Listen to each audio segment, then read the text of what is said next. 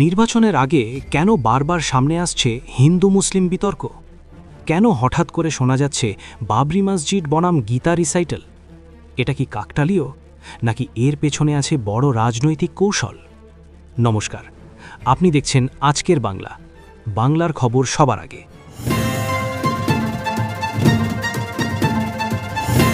পশ্চিমবঙ্গে আসন্ন বিধানসভা নির্বাচন যত এগিয়ে আসছে, ততই রাজনীতির ময়দানে বাড়ছে ধর্মীয় উত্তেজনা। রাজনৈতিক বিশ্লেষকদের মতে এই মুহূর্তে রাজ্যের রাজনীতিতে উন্নয়নের প্রশ্নের চেয়ে ধর্মীয় পরিচয়ের প্রশ্ন বেশি প্রাধান্য পাচ্ছে। কখনো মসজিদ, কখনো মন্দির, কখনো গীতা পাঠ, কখনো বাবরি মসজিদের প্রসঙ্গ, সব মিলিয়ে তৈরি হচ্ছে এক স্পষ্ট পোলারাইজেশন ন্যারেটিভ। সম্প্রতি রাজনৈতিক মহলে আলোচনার কেন্দ্রে বাবরি মসজিদ বনাম গীতা রিসাইটাল বিতর্ক। একদিকে বলা হচ্ছে ধর্মীয় স্বাধীনতা রক্ষা করতে হবে, অন্যদিকে অভিযোগ ইচ্ছাকৃতভাবে ধর্মীয় কর্মসূচিকে রাজনীতির হাতিয়ার করা হচ্ছে।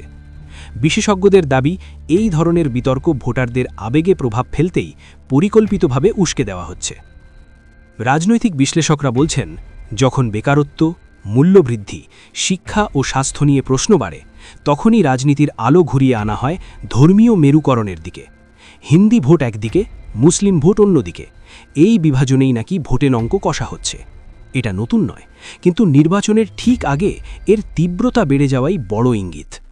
কিন্তু প্রশ্ন হল, এর প্রভাব পড়ছে কার ওপর? সাধারণ মানুষ, ছাত্র যুব সমাজ, পাড়ার শান্ত পরিবেশ? একই পাড়ায় থাকা মানুষজনের মধ্যে অবিশ্বাস তৈরি হচ্ছে।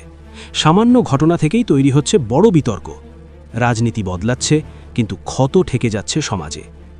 পশ্চিমবঙ্গের ইতিহাস বলে, এই রাজ্য বরাবরই ধর্মনিরপেক্ষ সহাবস্থানের উদাহরণ। কিন্তু প্রতি নির্বাচনের আগে এই রাজ্যেই বারবার দেখা যায় ধর্মকে সামনে রেখে রাজনীতির খেলা। বিশেষজ্ঞদের মতে, এটা চলতে থাকলে ভবিষ্যতে সামাজিক বন্ধন দুর্বল হওয়ার আশঙ্কা থেকেই যায়। ভোটার হিসাবে আমাদের প্রশ্ন করা দরকার, কে কি কাজ করেছে? আমার এলাকার উন্নয়ন কি? আমার ভবিষ্যৎ কিভাবে সুরক্ষিত হবে? ধর্ম বিশ্বাসের জায়গা, কিন্তু ভোট দেওয়া উচিত বিবেক ও বাস্তবের ভিত্তিতে।